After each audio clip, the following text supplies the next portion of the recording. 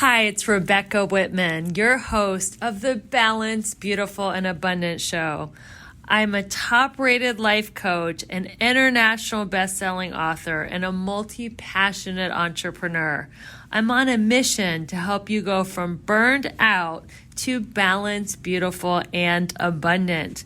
The experts on this show will help you achieve work-life balance so that you can experience abundance in 7 pillars of life: spirituality, health, emotions, romance, mindset, social, and financial life. When you have all 7 pillars of life in alignment, you are balanced, beautiful, and abundant. Let's go.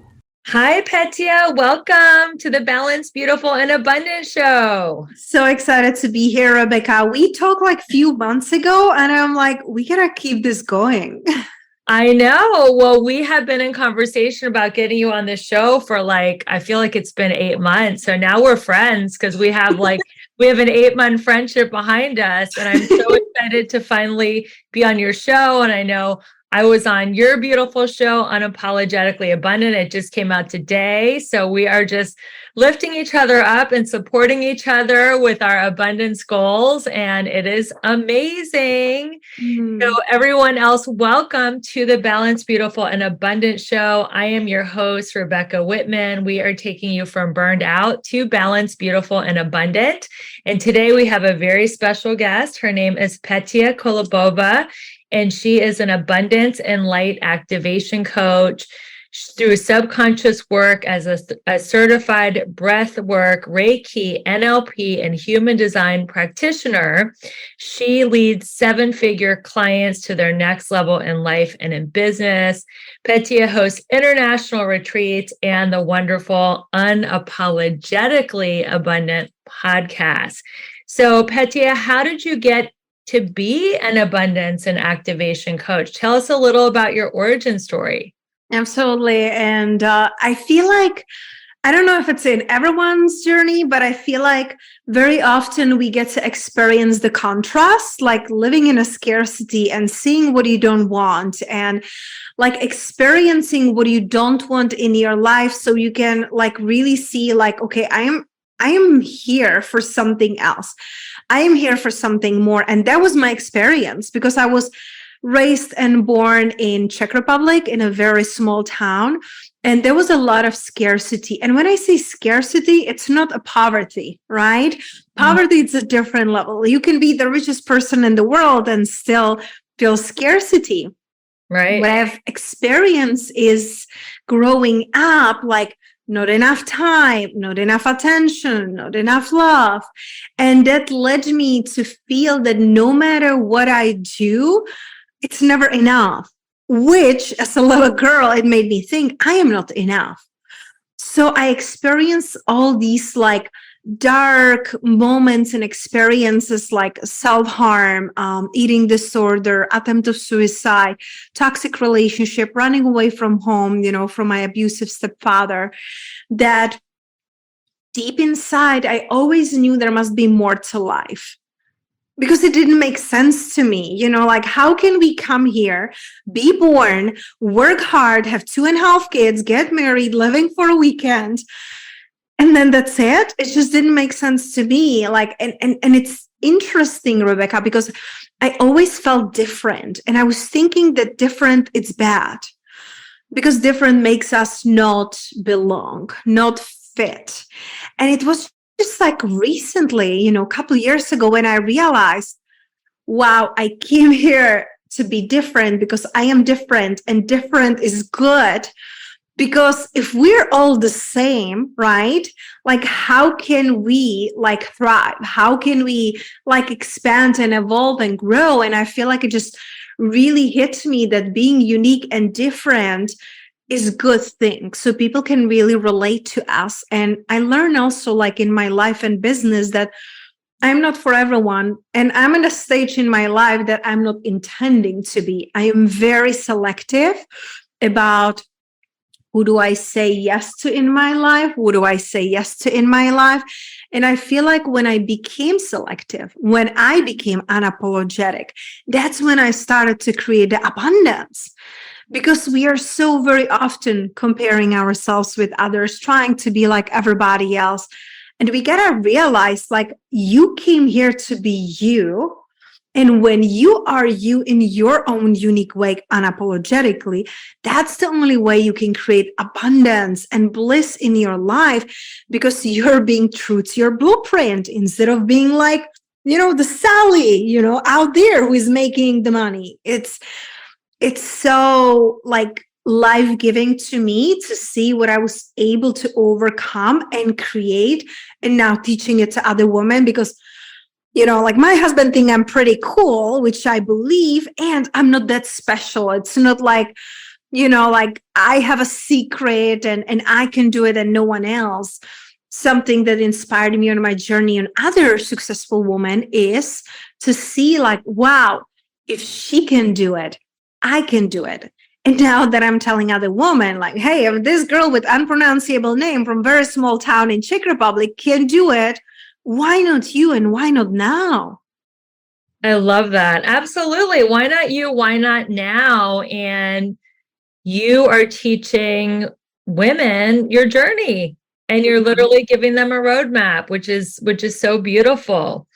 So on your journey, I know a couple qualities when I was reading your bio really popped out.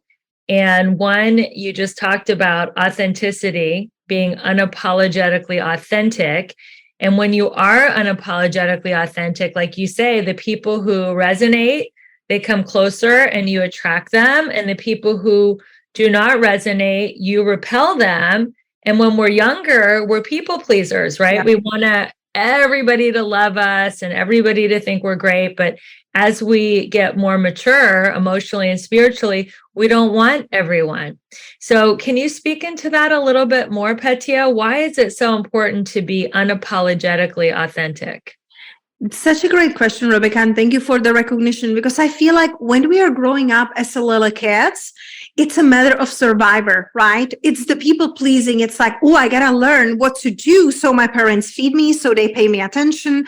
We're doing it automatically for survivor. But when we grow up, we don't need to survive. We don't need to people please. And the only way how we can attract the abundance and the things that we desire in our life, it's to be true. It's to be true to who we really are, because there is no one like you. And just think about it. If you come on, like, let's use a business example, right? You come on Instagram and you do your branding, all bright pink, because you saw women who are millionaires who are doing all bright pink. And you're like, wow, this will attract my perfect clients. I will put it there. But deep inside, you hate pink. You're like, well, but I like beige and I like tone colors and I like grounding. And you're not being true to yourself. You're going to be attracting people who are not your people. It's like, I'm a dog. I love animals and I'm a dog lover, right? Mm-hmm. So if I'm posting cats all over my Instagram, I'm not being true to myself. And then I'm attracting clients who are cat lovers. I know these are like two like silly examples, but like this makes you really understand. If I'm being true to what I love white colors. I love plants. I love crystals. I love sound. I love dogs. And I'm showing it out there in the world.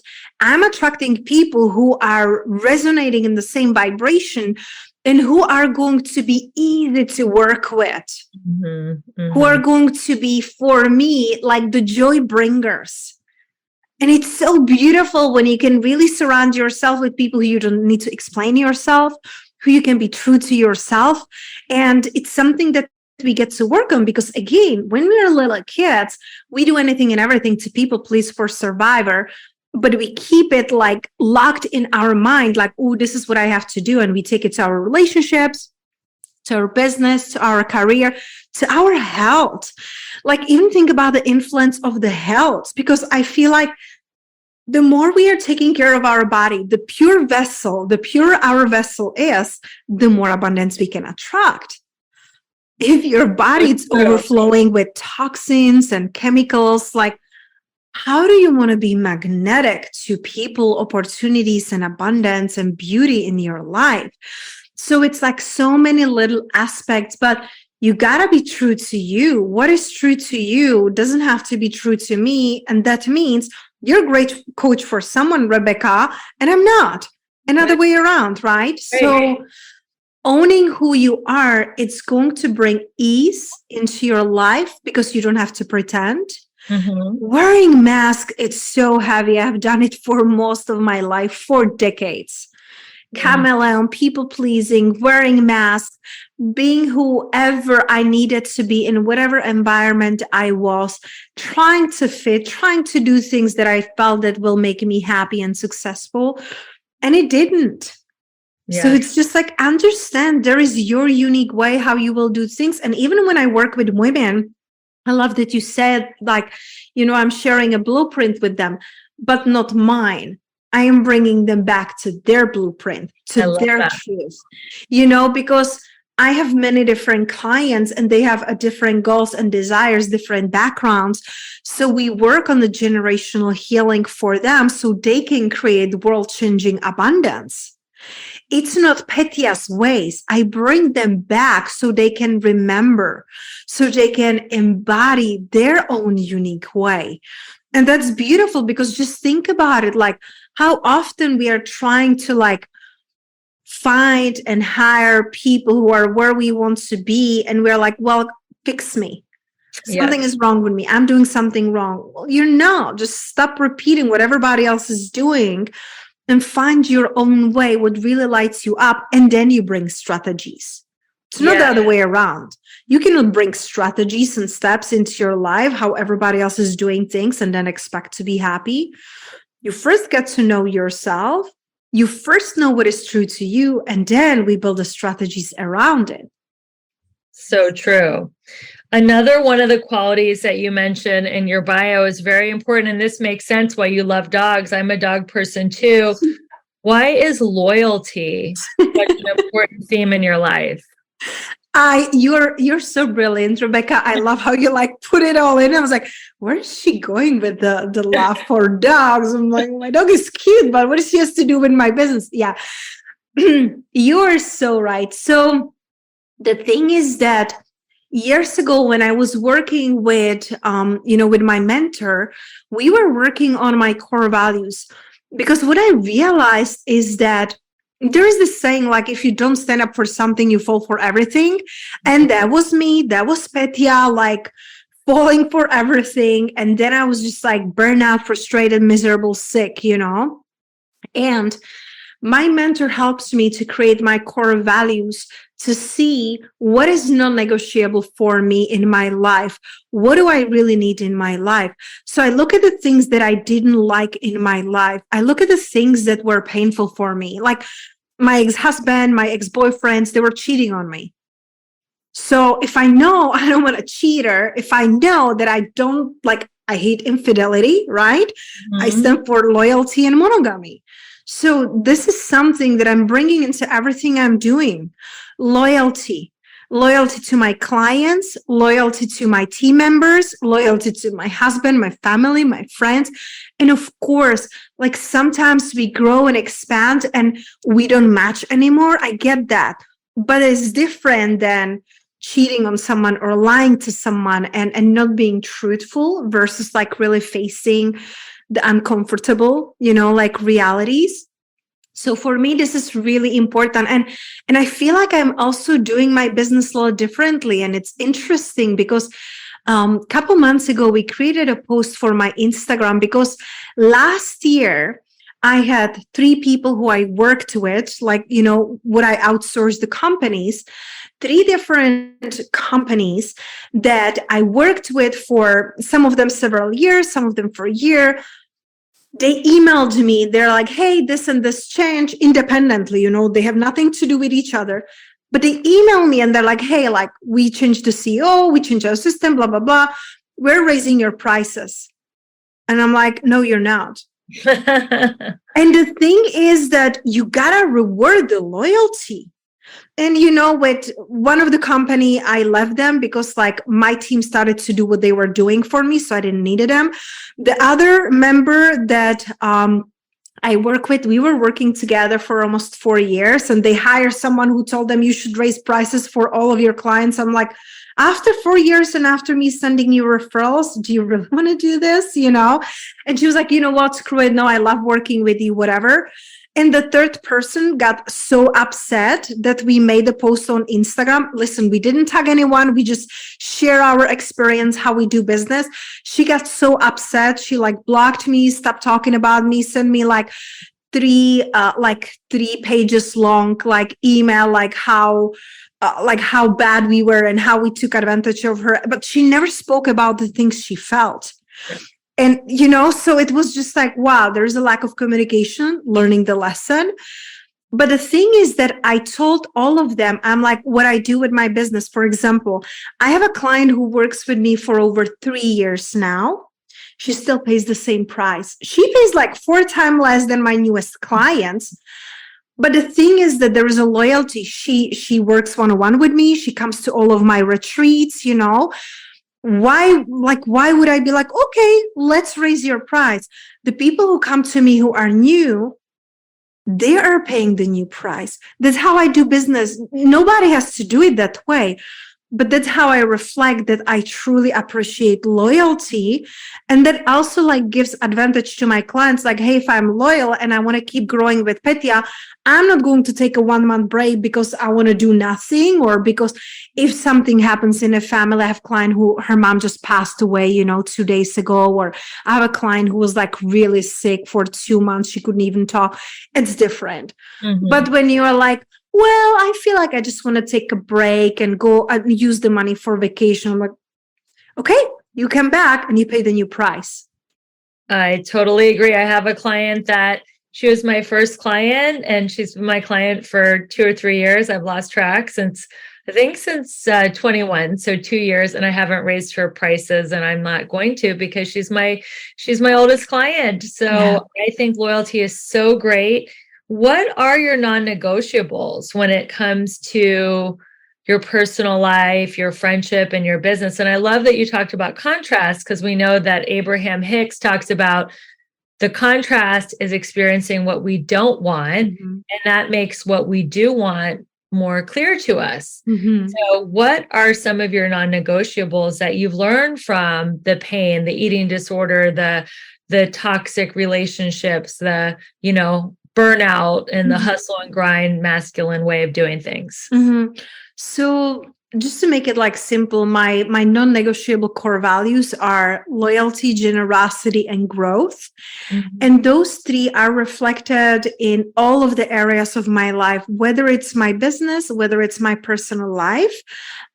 They're reflected in everything that I'm doing and who am I being. So you will see that in everything. It aligns. I don't care if I'm, working or if I'm doing groceries, shopping. It's the same thing. It's the same Petia, So those are really important to me. And then, of course, it can go deeper, family and communication. And I feel communication, it's really huge for me. And especially, as I mentioned, after the last year, I'm how can this happen? That you work with someone for over a year, you feel they're your family. And then because of one post, everything changes and there is no clear communication, everything happens through the email. We're not 2 corporations. We are 2 people who were close, yeah. Right? So I feel the communication, it's really, really big for me. And also creating the sacred pauses. I think that it's so important, no matter where we are in our life and business, creating a sacred pause, taking a moment to pause and see where you are, reflect on how you're feeling, reflecting where you're going. Because if not, we're getting pressured and rushed and performing. My husband, for example, this morning, he's such an excellent coach. I love him to life. We were talking this morning and it's honey, I'm going with a friend for a run today at 11 a.m. I'm yeah, that's exciting. He's choosing to do marathon. I'm good for you. I will be on the sidelines cheering. He never done it before. I'm like, okay, great. I'm cheering on you. But he said something that, like really struck me, because he's so much into personal and spiritual development, but we still have those thoughts, and he said, I'm going with him. I was like, wow, that's so exciting. I'm so happy for you. And he was like, I got to make sure that I don't do these in the work hours. And I'm like, honey, we're both entrepreneurs. We both work from home. So you cannot be so hard on yourself. Like, you gotta enjoy the possibilities that you have. If not, you are like another worker, Monday, Friday, Monday, Saturday, 9 to 5. It doesn't make sense. And because we are going to be launching Mastermind in March, and sales pages and all these beautiful things that he's taking care of because he's the tech wizard. So I'm like, if there are launches and if there is a pressure to have something done on a deadline, I get it. You take those couple hours and you do them on a weekend.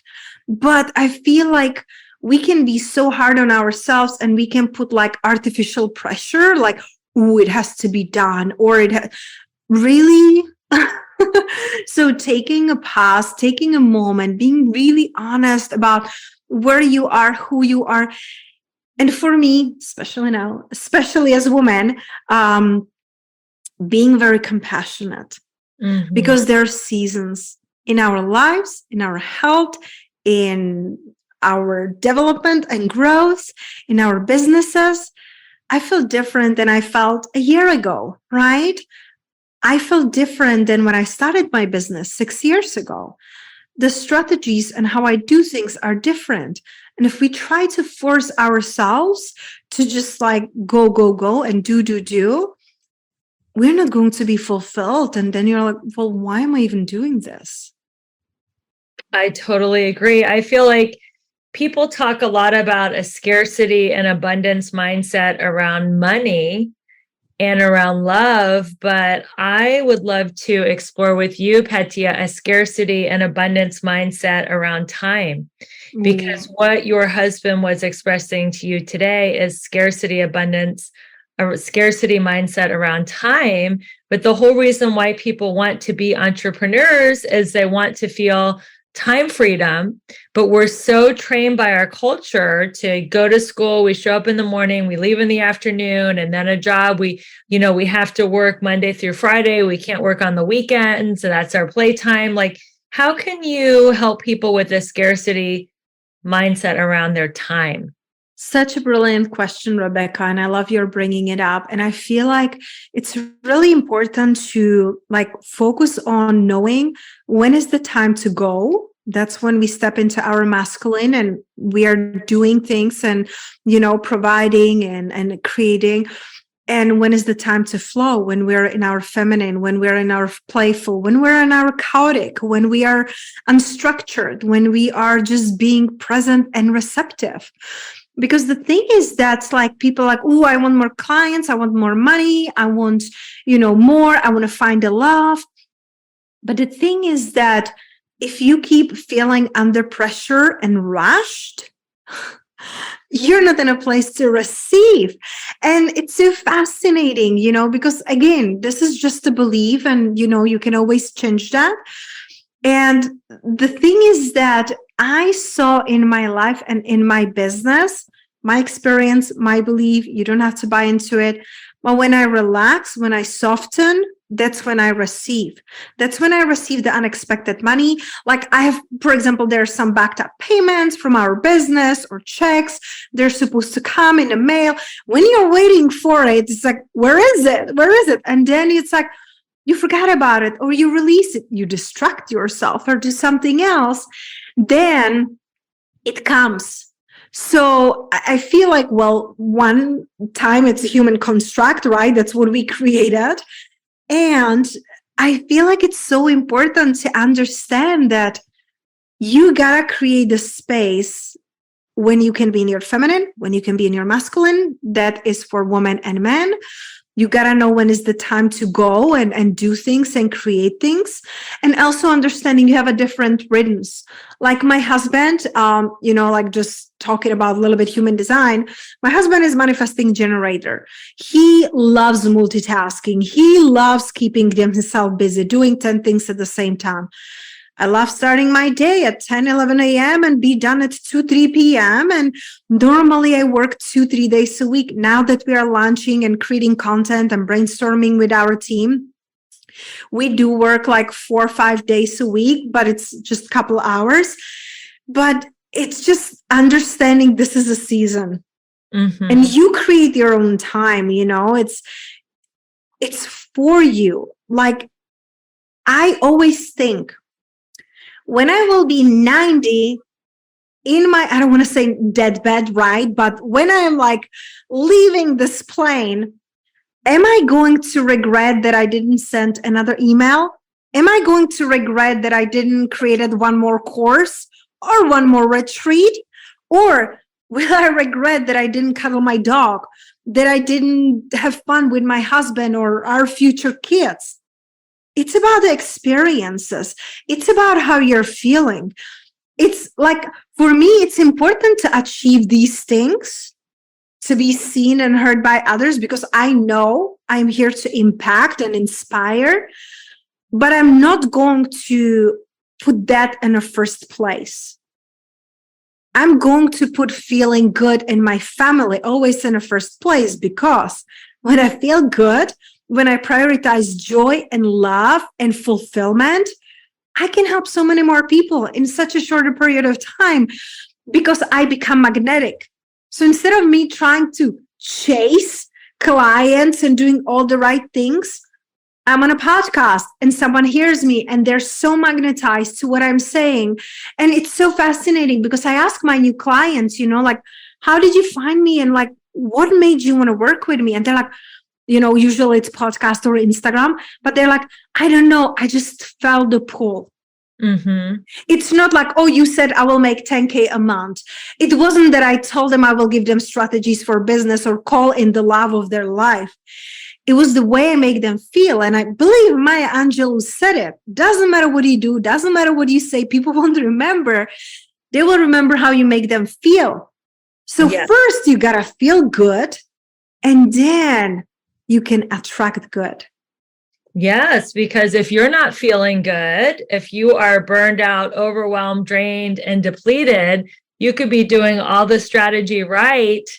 Mm-hmm. And people are not going to be drawn into you, because you are not going to be magnetic. You're not going to be in your light or in your feminine energy. And that's why it's so important. That's the mission of this podcast and of my coaching, is to help women go from burned out to balanced, beautiful, and abundant. So life is easier, so they can live a life of resilience, grit, and grace. Because when we are on our deathbed, like you said, we're going to remember the joy and the love and the experiences. And one of my favorite quotes is, a human being is made up of the sum of their experiences. And that's what creates a tapestry of a beautiful life. So being that is so important, having a life, I'm going to let you go, because you told me you have a big day and you want to, go on to the next thing. And I respect your time and I so appreciate your time. So how can people stay in touch with you? How can people find you online or get more information about you or your podcast or your offerings? First of all, thank you so much, Rebecca. I love this interview. You are such a brilliant interviewer. The questions go so deep and they're so unique, and really taking a different perspective on how to look at life and abundance. So thank you so much. It was such a pleasure, such an honor. You're welcome. And to connect with me, I feel like my favorite place really, it's Instagram, my unpronounceable name, Petia Kolibova. Rebecca will put it later in the show notes, or just my website, petiakolibova.com. And I know we are also live on Facebook. So there I'm Petia Kolibova Burns. So those are like my favorite places, plus podcast where Rebecca was an amazing guest, Unapologetically Abundant. I so appreciate that. It was so fun to do a podcast swap. And if you're listening to this podcast, we really value your digital currency. We don't ask for any money or anything like that. We just want a little bit of your time to rate, subscribe, review this podcast. That's way more people can discover how to go from burned out to balanced, beautiful, and abundant. And if you are watching it on Facebook or Instagram or even on your podcast app, go ahead and take a screenshot. tag me at Rebecca E. Whitman. I will give you a shout out in my stories, and share this with a friend. Maybe you know someone who needs this conversation that we just had about scarcity around time, or having like non-negotiable values. This is a great podcast to go ahead and just copy the link and share it with a good friend and brighten their day. Thank you so much, everyone, for listening to the Balanced, Beautiful, and Abundant show. My name is Rebecca Whitman, your host, and I am taking you from burned out to balanced, beautiful, and abundant. Thank you, everyone. Thank you, Petia, for being on the show. And until we meet again, keep your vibe high and your hands clean. Bye, everyone. Thank you for listening to the Balanced, Beautiful, and Abundant show. Please rate, subscribe, and review this podcast. If you or someone you know feels stuck and needs more abundance and balance in their life, please go to my link tree in the show notes to schedule your complimentary breakthrough call. I look forward to hearing from you, and we'll see you on the next podcast episode.